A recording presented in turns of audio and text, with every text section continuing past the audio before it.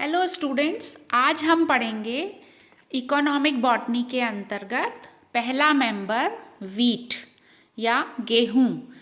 India में गेहूं की 3 वैरायटीज़ कॉमनली ग्रो की जाती हैं। पहला है ट्रिटिकम एस्टिवम लिन, जो कि नॉर्दर्न रीजन, जो अपना गंगा के किनारे जो नॉर्थ में जो होता है, वहाँ पर हिमालयन एरिया में नॉर्दर्न रीजन में ये उगाया जाता है, पंजाब हरियाणा। दूसरी वैरायटी है ट्रिटिकम ड्यूरम, जो कि सेंट्रल वेस्टर्न इंडिया में, मतलब एमपी हो गया, राजस्थान हो गया, है ना, तो वेस्टर्न पार्ट में गुजरात हो गया, तो सेंट्रल और वेस्टर्न इंडिया में ड्यूरम नामक जो वैरायटी है वो ज़्यादा अच्छे से सरवाइव करती है और यील्ड देती है। तीसरी वैरायटी है ट्रिटिकम डाइकोकम, जिसको साउथ इंडिया रास आता है और ये साउथ में ज़्यादातर इसको बोया जाता है। ट्रिटिकम एस्टिवम जो नॉर्दर्न रीजन की है, उसका कॉमनली उसको चपाती वीट कहा जाता है, उससे रोटी बहुत अच्छी बनती है। जबकि ड्यूरम जो है वो मैक्रोनी वीट कहलाती, हार्ड होता है ये गेहूँ, और इससे ब्रेड बनाई जाती है। डाइकोकम से भी साउथ में ब्रेड बनाई जाती है। तो ये वीट जो है, इसका बॉटनिकल नेम फैमिली पोएसी को बिलोंग करता है ये। तो ना, जैसा कि मैंने पहले बताया, 1965 तक हम लोग इंपोर्ट किया करते थे गेहूं को दूसरी कंट्रीज से, लेकिन अब हम सेल्फ डिपेंडेंट हैं। सफिशिएंट मात्रा में गेहूं हमारी जो पॉपुलेशन है उसके हिसाब से उगाया जाता है, और गेहूं की ऐसी वैरायटीज़ बना दी गई हैं प्लांट ब्रीडर्स के द्वारा, जिसमें डॉक्टर बीपी पाल और डॉक्टर एमएस स्वामीनाथन का बहुत बड़ा क्रेडिट है। उन्होंने ऐसी वैरायटीज़ बना दी हैं जो कि पूरे भारत में अलग अलग स्थानों पर आसानी से उगाई जा सकती हैं, तो वो बहुत मतलब एडजस्ट कर लेती हैं और उग जाती हैं। कौन कौन सी कॉमन वैरायटीज़ हैं जो फेमस हैं वीट की, उस पर ध्यान देंगे।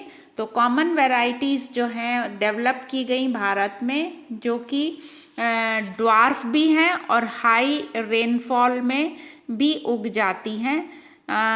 तो उनके बारे में थोड़ा सा नाम पूछा जाता है कि वीट की कुछ वैरायटीज़ बताइए। तो पहला है कल्याण सोना। कल्याण सोना जो है वो ड्वार्फ वैरायटी है और इसको पानी की ज़्यादा आवश्यकता पड़ती है, तो हाई रेनफॉल इसकी रिक्वायरमेंट है। दूसरी वैरायटी है सोनालिका।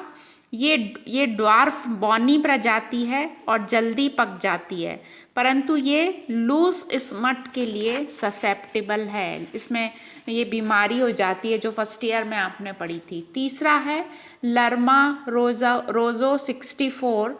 ये जो वैरायटी है ये भी बॉनी प्रजाति है और ये रस्ट रेजिस्टेंट है, मतलब इस पे रस्ट नामक जो डिसीज़ होती है वो आएगी ही नहीं, वो रेजिस्टेंट प्रतिरोधी है। उसके बाद एक और वैरायटी है NP846। ये वैरायटी के पौधे जो होते हैं वो लंबे होते हैं, लेकिन ये हाईली रेजिस्टेंट है रस्ट के अगेंस्ट। तो लंबे तो होते हैं लेकिन रस्ट के लिए अपन किसान जो है वो बेफिक्र होके उसको उगा सकता है। तो जिन एरियाज़ में, जिन भारत के हिस्सों में रस्ट की बार बार बीमारी आती है, जिसको बोलते हैं रीऑकरेंस ऑफ रस्ट, तो वहाँ पर इस वैरायटी को आराम से बिना टेंशन के लगाया जा सकता है। उसके बाद है सोनारा 64। ये है डबल ड्वार्फ, मतलब ये लेट सोइंग के लिए सूटेबल है, दुगनी बॉनी है, ये डबल ड्वार्फ है। और कभी कभी ऐसा होता है ना, क्लाइमेटिक कंडीशंस सूट नहीं करती हैं, तो अगर ज़्यादा बारिश हो रही है या फिर फील्ड में किसी कारण से कोई प्रॉब्लम की वजह से हम बीज नहीं डाल पाए, तो उसको लेट भी बोएंगे तो भी ये अच्छी फसल दे देती है, तो लेट सोइंग के लिए सूटेबल है। उसके अलावा है मोती। जो कि उसको लिखते हैं HD 1949। ये ट्रिपल ड्वार्फ है, इसको और छोटा, ये 3 गुना बौनी प्रजाति है और इसके ग्रेन्स बहुत अच्छे होते हैं, तो इसमें इसको भी बोया जाता है। अब मैंने बार बार आपको लंबी प्रजाति बौनी प्रजाति इसलिए बोला है क्योंकि क्या होता है, भारत में जो क्लाइमेटिक कंडीशंस हैं उसमें मौसम का प्रेडिक्शन बहुत मुश्किल होता है। किसानों को हमेशा जो मार पड़ती है वो मौसम के कारण पड़ती है।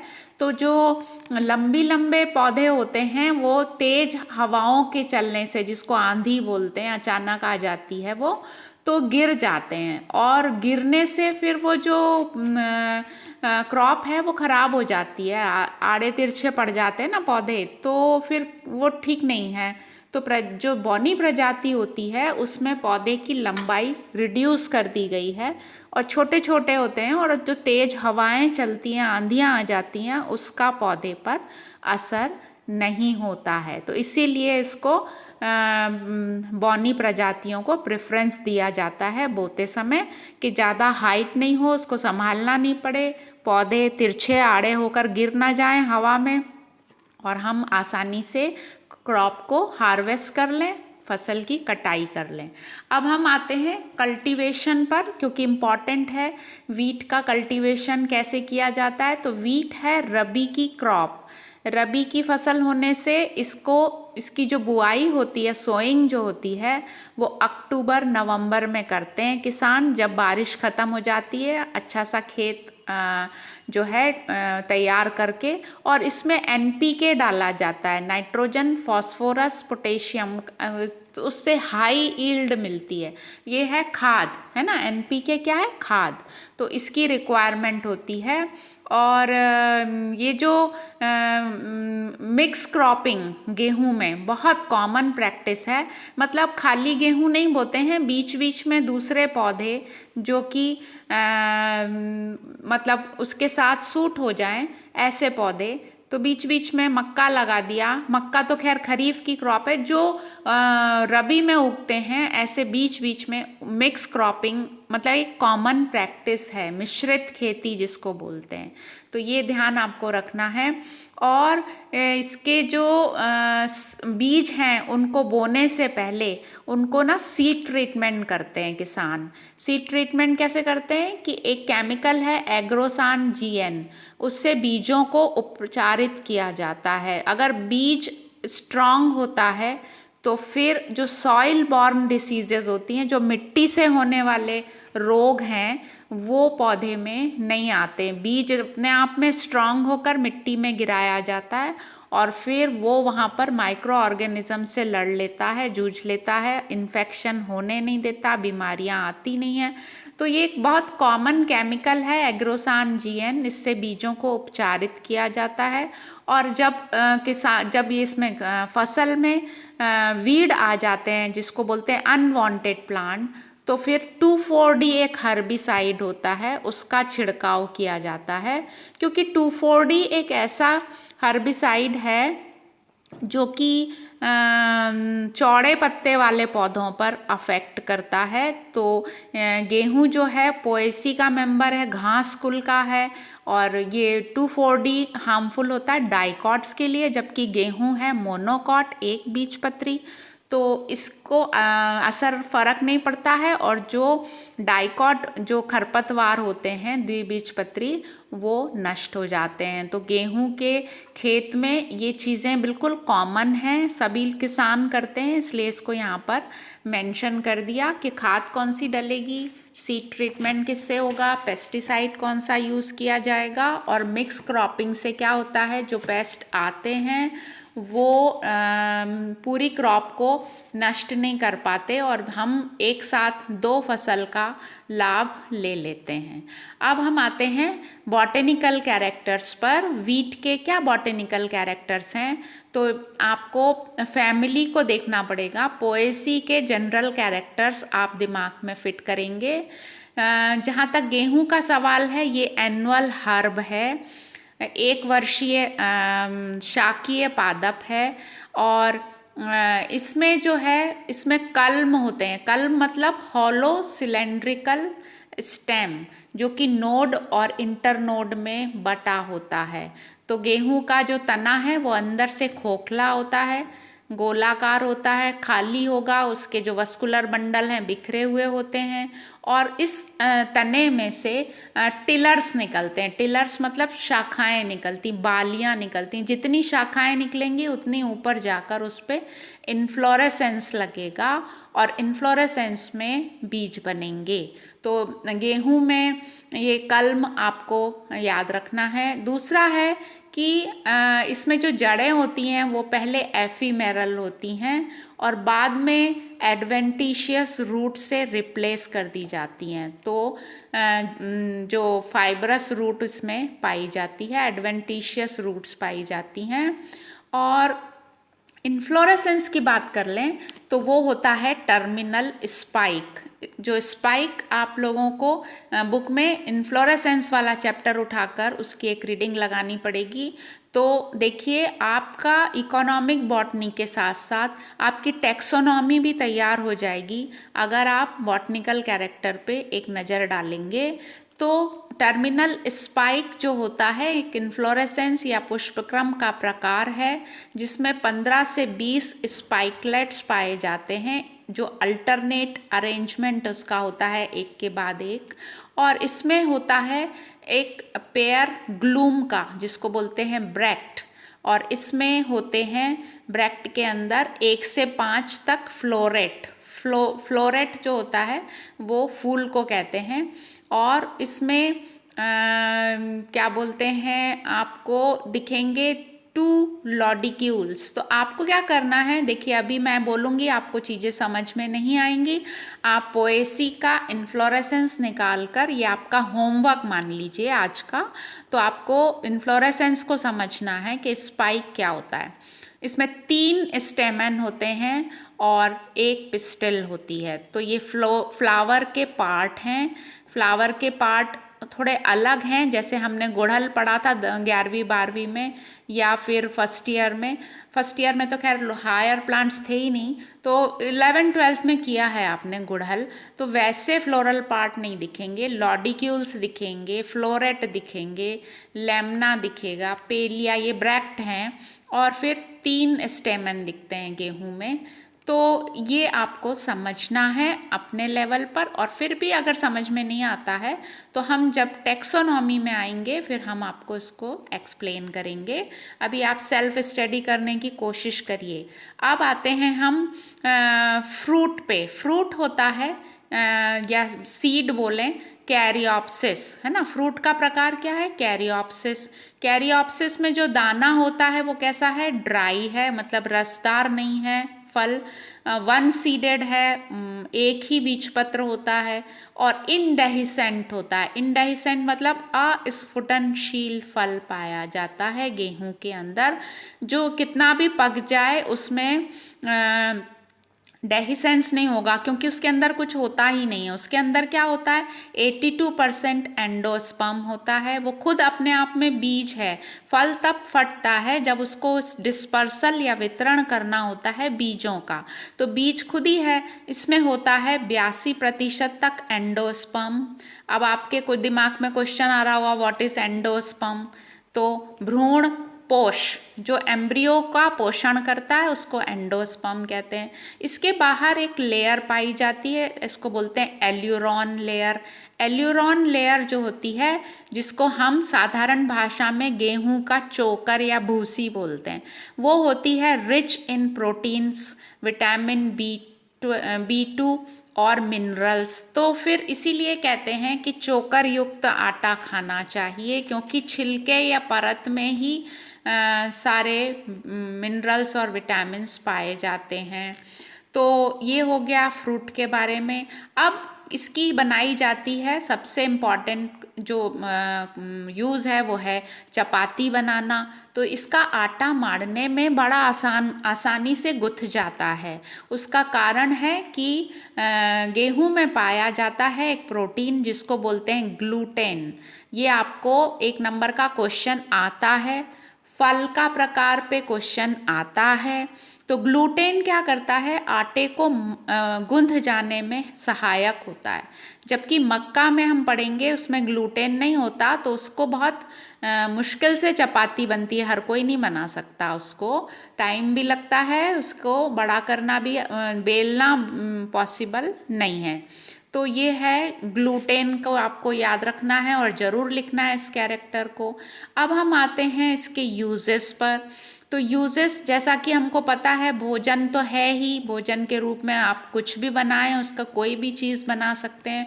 आटा, सूजी और मैदा में गेहूं को 3 रूपों में बांट के उसको सेल करते हैं और उससे बहुत वैरायटी का फूड बनाया जाता है।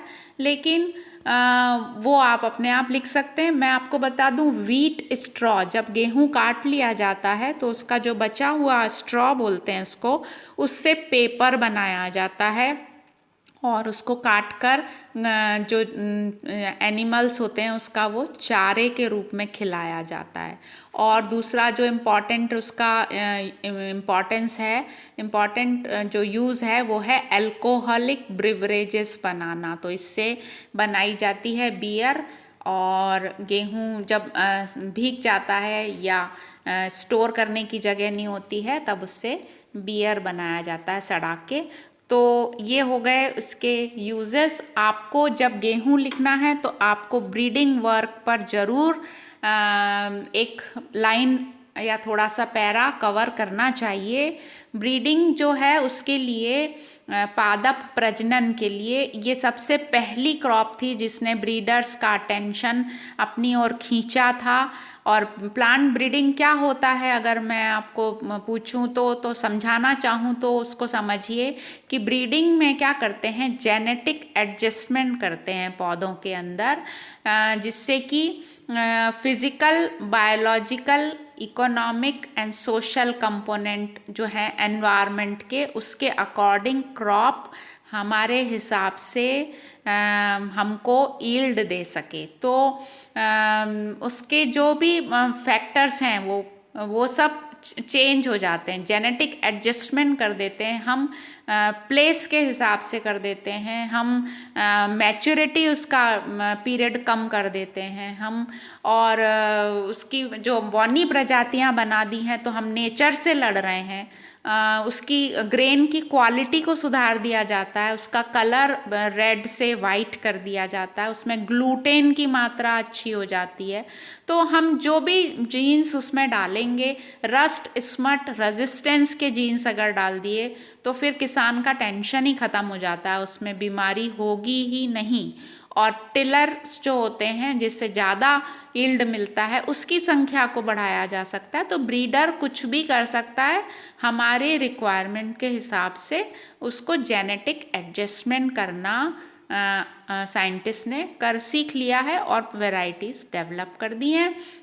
जो डॉक्टर N.E. बोरलॉग एक साइंटिस्ट हैं जापान के, इन्होंने सबसे पहले ड्वार्फ वैरायटी बनाई थी मैक्सिको में, लेकिन उससे रस्ट से डैमेज हुआ था, उसको मतलब रस्ट की बीमारी लग गई थी। हालांकि बौनी प्रजाति बनाने के लिए उनको नोबेल पुरस्कार दिया गया था सेवा का 1970 में।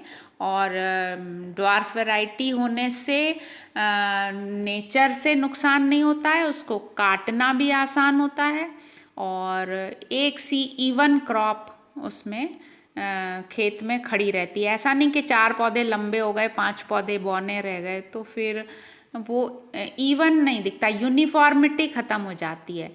तो गेहूं के, वीट के बारे में मैं समझती हूँ सब चीज़ें कवर की हैं। गेहूं को हाँ, जो सोइंग की जाती है अक्टूबर नवंबर में, और इसको काट लिया जाता है फरवरी लास्ट से। मार्च से कटाई शुरू होती है, अप्रैल मई तक इसको हार्वेस्ट कर लिया जाता है। तो ये सब चीज़ें आपको इसमें वीट के केस में जब क्वेश्चन आएगा कि इकोनॉमिक इम्पॉर्टेंस, गेहूं के आर्थिक वनस्पति को ध्यान में रखकर आप एक लेख लिखिए, तो फिर आपको ये सारी चीज़ें कवर करनी है। कठिन कुछ नहीं है, सिर्फ याद रखने की बात है और इंटरेस्टिंग है, और हम सब चपाती खाते ही हैं। तो सबसे खुशी की बात है कि भारत जो है अब सेल्फ डिपेंडेंट है इस पर्टिकुलर वीट के मामले में, इंपोर्ट नहीं करना पड़ता। और पूरा भारत में ऐसी वैरायटीज़ डेवलप हो गई हैं कि आप हर जगह गेहूं को उगता हुआ देख सकते हैं। तो आज के लिए इतना ही। Thank you.